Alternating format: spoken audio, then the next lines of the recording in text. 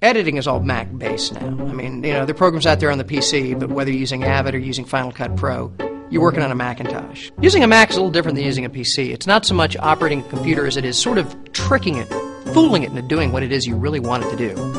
You kind of have to sneak up on a Mac. I don't feel like I'm operating the Mac so much as I'm just there sharing the Mac experience. And if I can do something useful while the Mac is willing, so much the better. One of the coolest features of the Macintosh is it's really easy to shut down. All you have to do is be using a piece of software and then poof, it goes away. It's gone. It's shut down.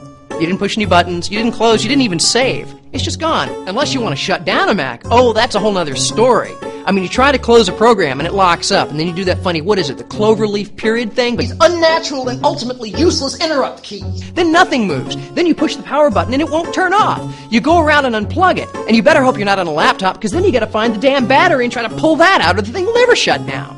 So I put my CD in the CD-ROM tray, and I'm copying media off that CD, dragging it onto my desktop, dragging it onto my desktop, dragging it onto my desktop. I eject it, and where did my files go? It's the only operating system I know of where click and drag does not mean you actually copy or move anything. No, you're just making shortcuts on your desktop. So I've got my next CD, and I slam it into the CD-ROM tray, and lo and behold, it starts playing all by itself. I'm looking for a way to turn it off. Finally, out of desperation, I click and drag the CD into the garbage can. The system locks up.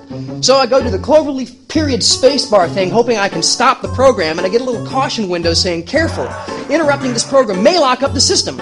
I try to click OK, but the system's already locked up! I like the handle here. That's so you can attach a chain and use it as a boat anchor! The Mac is practicing some kind of bizarre psychological warfare on me because I'm working late at night, and at the corner of my eye I keep seeing this thing jumping up and down.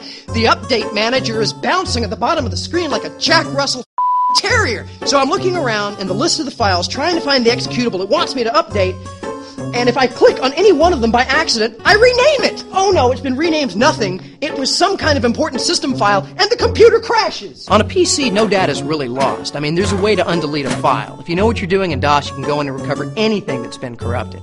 On a Mac, if you lose a file, you run to the store to get a copy of the Mac version of Norton Utilities. You run back only to have Norton go, "You idiot! You own a Macintosh! The file is gone! It's just gone!" Don't have any tools or any kind of buttons or whatever dials or switches on the bottom of the screen, because if you reach for them, the dock menu comes up. You've got to angle around and slide and dodge the thing to get to the control. It's kind of like boxing with your computer. I can put it on the bottom, I can put it on the left, I can put it on the right. No, I can't put it on the top.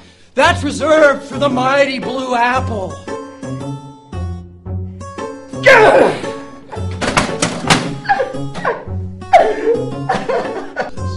My name is Hunter Kressel, I'm an editor, and I cut together everything you saw tonight on a Macintosh. Mac killed my inner child.